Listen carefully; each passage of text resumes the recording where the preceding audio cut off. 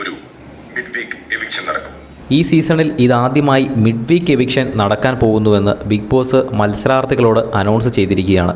Mid week eviction വഴി 2 മത്സരാർത്ഥികൾ ഈ ഒരു ബിഗ് ബോസ് വീടിനോട് വിട പറയുന്നതായിരിക്കും. മിഡ് വീക്ക് എവിക്ഷനിലേക്കുള്ള നോമിനേഷൻ ലിസ്റ്റിലേക്ക് സെലക്ട് ചെയ്യുന്ന ഒരു നോമിനേഷൻ പ്രോസസ്സാണ് നടക്കുന്നത്. ഷാനവാസിനെയും അക്ബറിനെയും ആർക്കും നോമിനേറ്റ് ചെയ്യാൻ സാധിക്കില്ല. അവർ ഓൾറെഡി നോമിനേഷനിലുണ്ട് എന്നാണ് മനസ്സിലാക്കുന്നത്. അവർ കൂടാതെ 6 പേരെ നോമിനേറ്റ് ചെയ്യേണ്ടതുണ്ട്.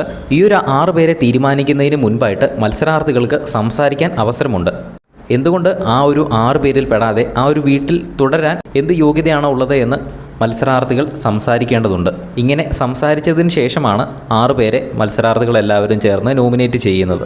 ഓരോ മത്സരാർത്ഥികളുടെയും ഫോട്ടോ അടങ്ങുന്ന ഒരു ബോർഡ് അവിടെ കൊണ്ട് വെച്ചിട്ടുണ്ട്. അപ്പോൾ ആ ബോർഡിൽ നോമിനേഷനിൽ വരാൻ ഓരോരുത്തരും ആഗ്രഹിക്കുന്ന 6 പേരുടെ നേരെ ക്രോസ് മാർക്ക് ചെയ്യുക എന്നതാണ് നോമിനേഷൻ പ്രോസസ്സ്.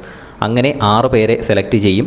അങ്ങനെ 6 പേരുടെ കൂടെ അക്ബർ, ഷാനവാസ് കൂടെ 8 പേര് മൊത്തം നോമിനേഷൻ ലിസ്റ്റിൽ കാണും. ആ ഒരു നോമിനേഷൻ ലിസ്റ്റിൽ നിന്നും 2 പേര് ബിഗ് ബോസ് വീടിനോട് ഈ ഒരാഴ്ച വിട പറയും എന്നാണ് ബിഗ് ബോസ് അനൗൺസ് ചെയ്തിരിക്കുന്നത്. മിഡ് വീക്ക് എവിക്ഷനിലൂടെ 2 പേരാണ് പുറത്തു പോകുന്നതെന്ന് പ്രത്യേകിച്ച് ബിഗ് ബോസ് എടുത്ത് പറഞ്ഞിട്ടുണ്ട്. ആരൊക്കെയാണ് നോമിനേറ്റഡ് ആയതെന്ന് ലൈവിൽ നടന്നു കഴിയുമ്പോൾ തന്നെ നമ്മൾ അപ്ഡേറ്റ് ചെയ്യുന്നതായിരിക്കും. അത് കാണുന്നതിനായിട്ട് നമ്മുടെ ചാനലൊന്ന് സബ്സ്ക്രൈബ് ചെയ്യുക.